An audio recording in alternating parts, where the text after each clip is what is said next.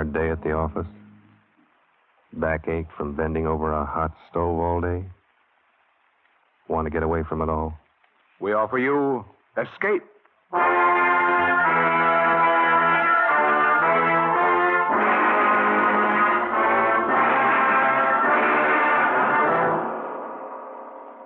It is midnight, and you are alone. Suddenly the room is plunged into darkness. You sit frozen with terror, because something is there behind you. Something you feared would come. Something from which you must escape. Escape, produced and directed by William N. Robeson, and carefully plotted to free you from the four walls of today for a half hour of high adventure.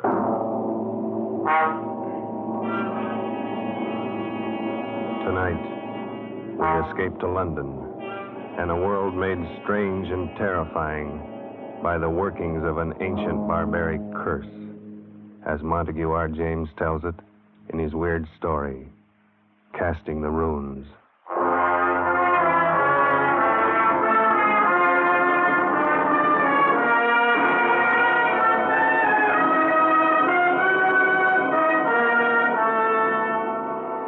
My name is Edward Dunning. I'm a scientist. I'm used to dealing with facts, not fairy tales. I'm regarded as Britain's leading authority on medieval life. And as such, I've studied much of the ancient fears and barbaric superstitions of those times. I should have been the first to scoff at any suggestion that the ancient powers of evil, the black magic of Teutonic days, could be believed and practiced in the 20th century. A few weeks ago, I should have laughed had you told me that a curse, a hex, could kill a man. Today, I cannot laugh. It has happened to a man I know of. And now, it's happening to me.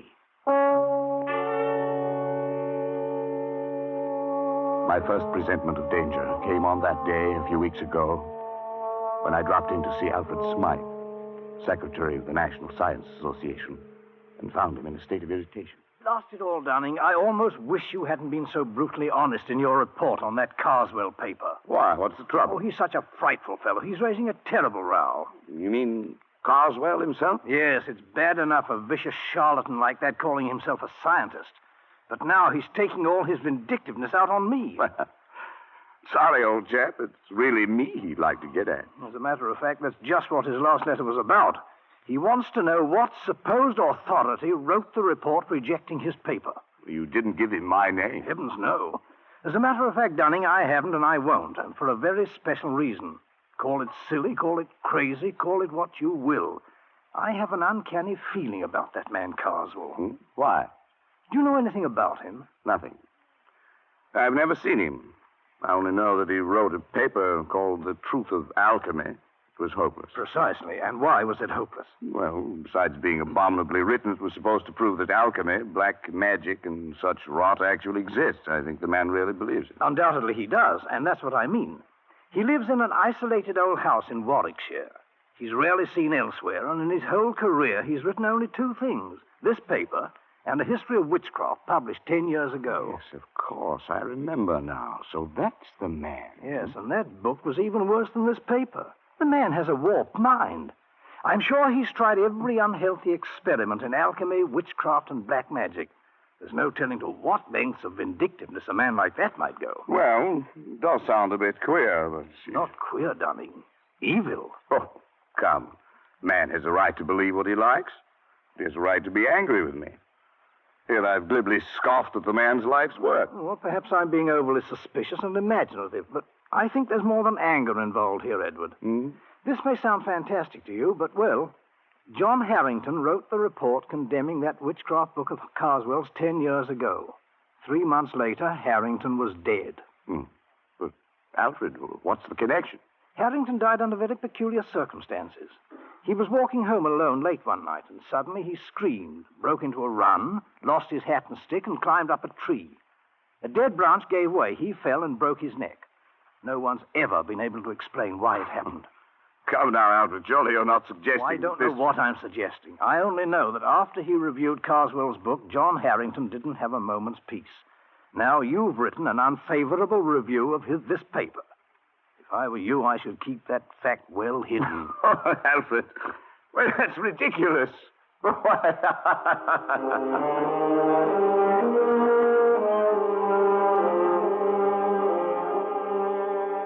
Yes, I laughed at Alfred Smythe's fears.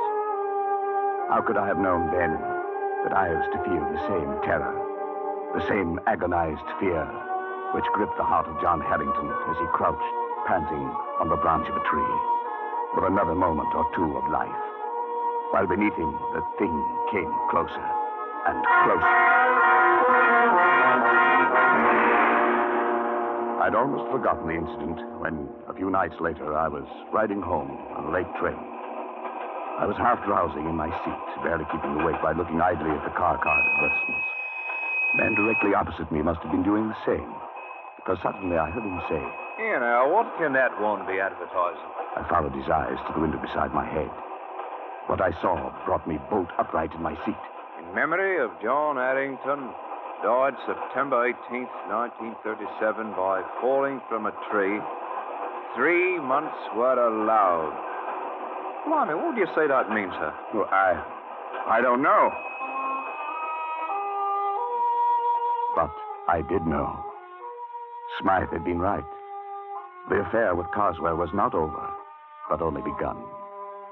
I asked the conductor about the card, but he was as puzzled as I was. He had never seen it before. The card must have been put there expressly for me. That meant that Carswell knew it was I who had reviewed his paper. How had he found out? I got the answer the next day. I was in the select manuscript department of the British Museum doing some research in the quiet, almost deserted room. I'd been working steadily for an hour, oblivious to my surroundings, when suddenly, just at my shoulder, I heard a voice. Edward Dunning, you are allowed 3 months. I swung around in my seat. There was no one within 20 feet of me. I sat for a moment, shaken, and then I stooped to pick up the papers I had brushed to the floor. I straightened up to find a stout, elderly gentleman standing in front of me. Excuse me, sir. Yes? May I give you this paper? I think it should be yours. Oh, yes, so it is. I thought I had them all. This one seemed to have slid across the floor. Thank you very much. Not at all, sir. Good afternoon. He walked slowly away and out of the door. A kindly, stout old gentleman. But there was something about him that made me feel strange. I went over to the attendant. Yes, Mr. Dunning? Did you notice that gentleman I was just speaking to? Oh, yes, of course. Can you tell me his name? Why, that's Mr. Carswell. As a matter of fact, he was asking about you only the other day. Asking about me? Well, he asked who were the great authorities on medieval science. Of course, I told him you were the only one in the country. Oh, I see. Would you like to meet him, Mr. Dunning? I'll see if I can... No. No, thank you.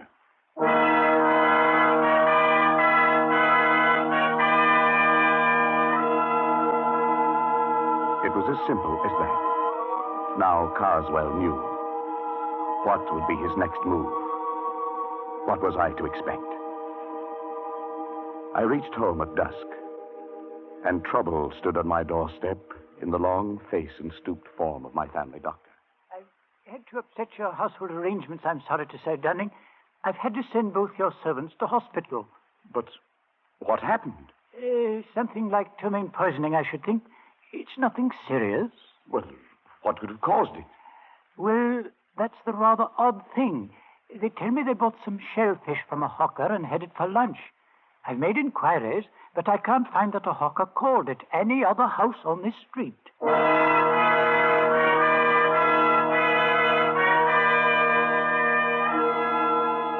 Was this the next move? If so, it had succeeded. I was alone in the house, and my nervousness increased as darkness closed in and the hours advanced toward midnight. I went to bed, but almost immediately I thought I heard something. My study door opening downstairs. I went out and leaned over the banister. There was nothing moving, nothing visible. There was only a sudden, surprising gust of warm air playing about my legs. I went back into my room and locked the door. Suddenly, the lights went out. No doubt it was only a blown fuse, but the chills were playing up and down my spine. I went over to the bed and reached for my watch under the pillow. I suppose I wanted to find out the time. I don't know why. But fumbling on the pillow, my hand touched something far different from a watch. It was like a mouth with sharp teeth and hair around it, not human at all. I fled from my bedroom and spent a long and miserable night locked in a spare room, my ear to the door. But nothing came. I was not disturbed again. In the morning, I searched the house and found nothing unusual. But the mark of fear must have been stamped on my face, for Smythe noticed it next day. Dunning, you look as if you hadn't slept for weeks. Is anything wrong? I don't know, Alfred. Yes, there is. Carswell knows. How? They told him at the museum. Of course, we should have thought of that.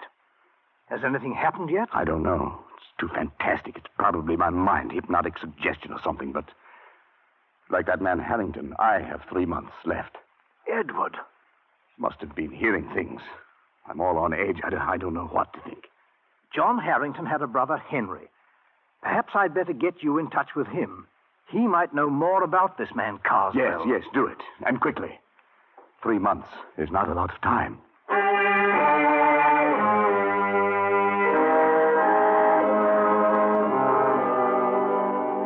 It was arranged. That night, I found myself walking down the dark street that led from the railway station to the Harrington home. It must have been along this same street that John Harrington had walked that last night. Where he had broke and run, it must have been one of these trees bordering the lonely road in which he had spent his last horrible moments. The way was dark, and there was no living soul in sight. And suddenly, complete terror gripped me. Somehow I knew that I was being followed. At first I only felt it, and then I heard it. I walked steadily on for a moment, my stomach like ice. It was getting louder, coming closer. Unconsciously, my step quickened. I could barely control myself. I wanted to scream and run. The thing came closer, closer.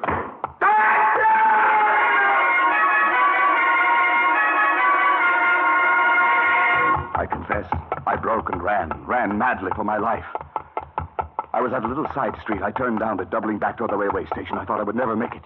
But finally, bright lights loomed before my eyes, and I think that I never have been so grateful for human companionship. There's no need to run, sir. The 840 won't be along for another 5 minutes. I felt very foolish. I couldn't bring myself to walk back down that street to Harrington's. I could only take the train home furtively and call Harrington next morning to beg his forgiveness. He seemed very understanding and asked no questions. Undoubtedly, Smythe had told him something about me. At any rate, he agreed to visit me at a place 2 nights later. And when he arrived and was made welcome, he began to talk about his brother. Yes, Mr. Dunning. John was in a very bad state for weeks before the accident. If that's what it was. The principal thing seemed to be the notion that he was being followed. It became an obsession. Yes, I know. I don't think his death was an accident. Then perhaps you can explain it? No. But I have one clue. Your brother reviewed a book very severely not long before he died. Just lately, I happened to cross the path of the man who wrote that book. And his name, of course, is Carswell. That's right. Well, as far as I'm concerned, that does it. Before he died, John was beginning to feel, much against his will, that Carswell was at the bottom of his trouble. Why? Well, it doesn't make sense. None of this does. But tell me. My brother liked music. He went to all the concerts in town, and he made a hobby of collecting the programs. One night, about 3 months before his death, he brought one home and showed it to me. I nearly missed this one, he said. It seems he'd lost his and was hunting for it under his seat when a neighbor, a rather stout elderly gentleman, offered to give John his. The kind gentleman was Mr. Carswell. Undoubtedly. I started to leaf through the program and noticed on the second page some rather curious letters carefully written there in black and red ink. Neither of us could make much of it, except that the letters seemed to be runic. Runes. Runes, of course. Well, John thought it might be important and debated whether he shouldn't try to return the program to the stout gentleman. But just then the door blew open and a gust of air, of strangely warm air, blew into the room. In a flash, it took the program and blew it straight into the fire. Yes, your brother was right. He should have returned it. There was nothing to be done then. No, perhaps not. But do you know what runic letters mean? Well, they're old pre-Druid script, I believe. The kind of writing the barbaric tribes used long before the Romans invaded Britain. Yes, that's right. Casting the runes, they used to call it in the old days. Casting the runes. What do you mean? Well, it was a curse, a hex. In primitive England, people thought by casting the runes, that is, handing a person a piece of paper with certain runic letters on it, that you could put that person out of the way, destroy him. It's an old superstition. And the only way to lift the curse was to return the paper to the one who gave it to you. To give it back without his knowing it. I don't believe that kind of nonsense. Neither do I. Then what was it that killed John? I don't know. Perhaps his fear of the runes, perhaps brooding about it, becoming neurotic, thinking he saw things and heard things and touched things that weren't there. Perhaps his own mind drove him to death. And what's the difference once you're dead? No difference at all. Casting the runes. Oh, it's rubbish. Yes, of course, but... Good heavens. What is it? I just remembered that day at the British Museum. He cast the runes on me.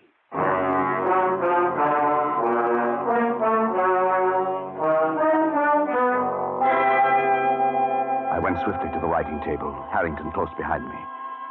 My portfolio was there, full of the scribbled notes I'd been working on that day in the museum. And as I took it in my shaking hands and began leaping desperately through them, one strip of thin, light paper slipped and fluttered toward the open window with uncanny quickness. But Harrington was even quicker and slammed the window shut just in time. Got it? Oh, thank heavens.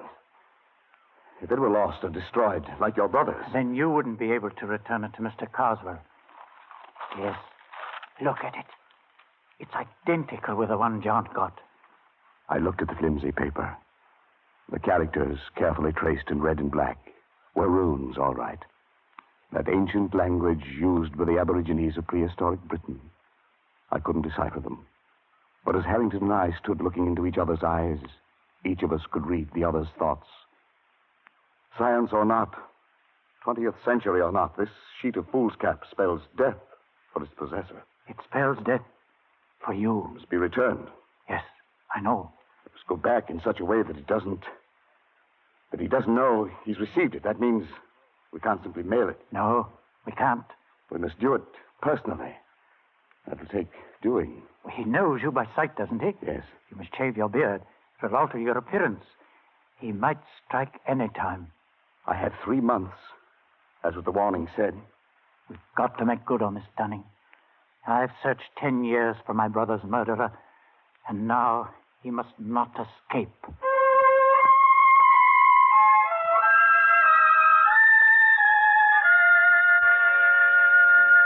I dare not go near Carswell, so Harrington volunteered to keep a watch on him, to let me know when our chance came to return the runes, if it was ever to come. It was only a night or two after Harrington was there that I arrived home and found the calendar had come in the mail. When I examined it, I found everything after November 19th had been torn out. The next night, I had another envelope of the mail. This time it was a woodcut, an illustration torn out of a book, showing a dark, moonlit road and a man walking on it. And right behind him came a huge, dark shape, some awful demon creature. Under it were written some lines from the Ancient Mariner.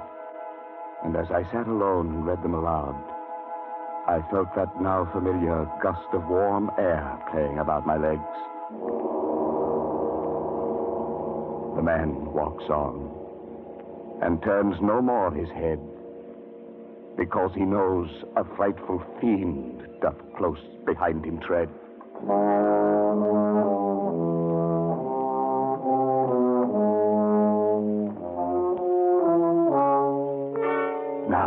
I knew the face of my terror, and it was with me always. Walking down the dark street at night, I heard its footsteps behind me. In my lonely house at midnight, it roamed the halls. Like the ancient mariner and John Harrington, I never turned to look. I couldn't. My nerves were going, and I could do nothing but wait. The days, the weeks slipped by, and still Harrington had no plan.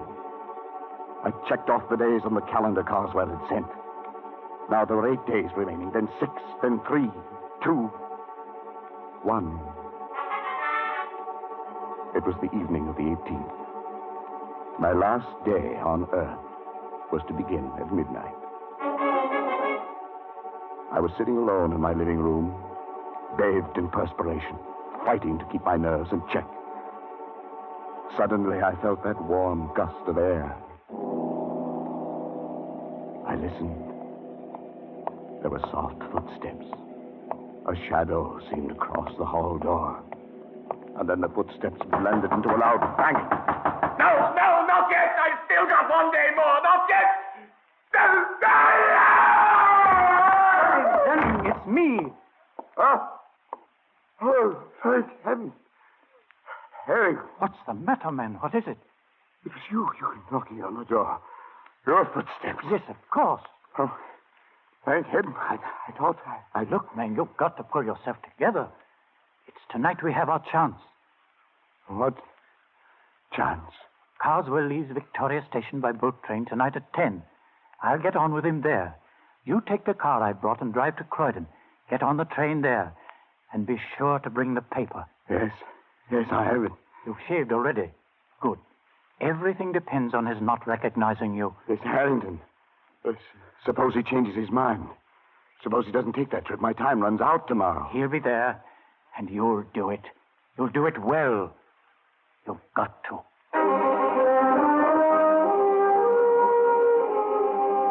I stood on the platform at Croydon, my mind in a daze. I thought the train would never come, but it did. I saw Harrington at the window. He stared coolly at me. Of course, there was to be no sign of recognition. I entered the coach and slowly made my way down the aisle to the compartment where Harrington sat. Opposite him, staring full into my face, was Carswell. He looked up as I sat down. His eyes were heavy-lidded, his face bland. It was impossible to tell whether he knew. The train started. The next stop was Dover, the end of the line.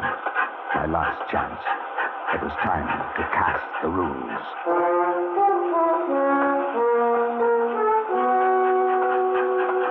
It was a strange ride.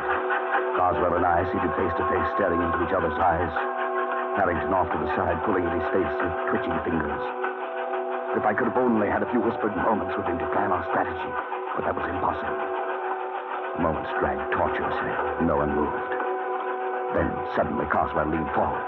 I beg your pardon, sir. Haven't we met? Met? Well, I don't think so, sir. Not unless you're in the plumbing business. Plumbing? No, hardly. I hadn't planned it that way. The words, the accent, just seemed to come by themselves. And Carswell sat back, an enigmatic expression on his face. I wished desperately to know what he was thinking. Then suddenly he got up and went out into the corridor. Was this my chance? I was about to slip over to his bags to see if there were ways to secrete the rooms within them, when I caught Harrington's eye and read a warning in them. Carswell from the corridor was watching, waiting to see if we recognized each other. I muttered a prayer of thanks I hadn't moved. Carswell came back and took his seat. As he did so, wild, exultant hope surged up in my throat, for something slipped off his seat and dropped noiselessly to the floor. It was his ticket case, and he didn't see it. It was a small cardboard ticket case with a pocket on the cover. If I could just get to it and slip that tiny piece of paper into that pocket. For 15 agonizing minutes, I sat there and stared at it. If only Carswell would go out. But he sat stolidly staring straight ahead. We were coming into the outskirts of Dover, the train slowing down. Suddenly, Harrington stood up, reached up to the rack above Carswell to get his coat and bag. I stared at him blankly for a moment, surprised by his sudden clumsiness. And then I realized what he was up to. The bag, the coat, the briefcase all came tumbling down upon Carswell. What the devil? Oh, I say, I'm sorry. I'm terribly sorry. Clumsy fool, you might have injured me. What were you trying to do? Well, It was my only chance. Carswell stood facing Harrington. I reached down, got the ticket case, and with trembling fingers slid the paper into the pocket. He turned sharply to me, and I extended the case toward him. Excuse me, sir. Is this yours? Yes, it's my ticket case. Where'd you find it? Here on the floor. Must have dropped off when... Yes. I'm much obliged to you, sir. Not at all. Not at all. He looked at me fiercely, his rage at Harrington still twisting his face into a devil's mask. Then he glanced briefly into the ticket case and put it into his pocket.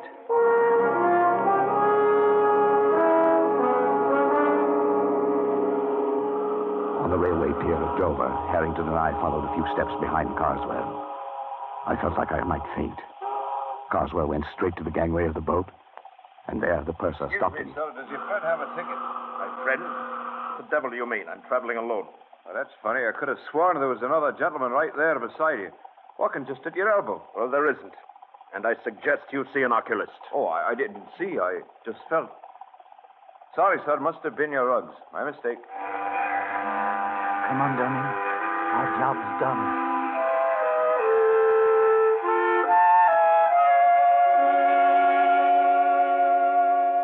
I didn't sleep that night. I lay awake and listened. But there were no footsteps, no warm gusts of air, nothing to disturb me. All day I felt remarkably free, although this was to have been my last day on Earth. But only just now, when Harrington came in, could I really relax. Oh, Dunning, have you seen the afternoon paper yet? I know, not yet. Well, here, look at it. On the second page. There. Abbeville, France.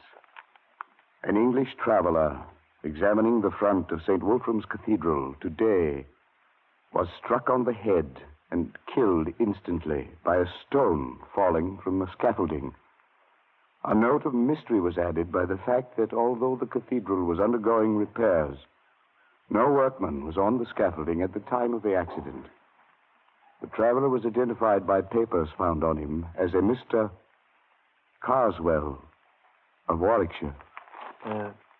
Of course, it could have been an accident. Yes. Yes, it could have been.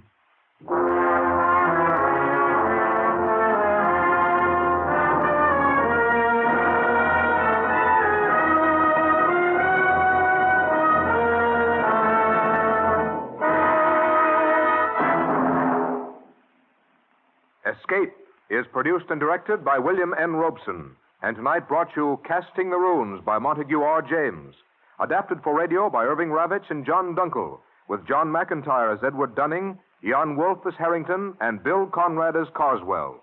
The special musical score was conceived and conducted by Cy Fure. Next week, You are trapped in a hidden valley, high in the Andes, walled in by sheer rock precipices, and surrounding you, closing in on you, is a band of blind men who want your eyes. next week, we escape with H.G. Wells' gripping story, The Country of the Blind. Good night, then, until this same time next week when we again offer you Escape. This is CBS, the Columbia Broadcasting System.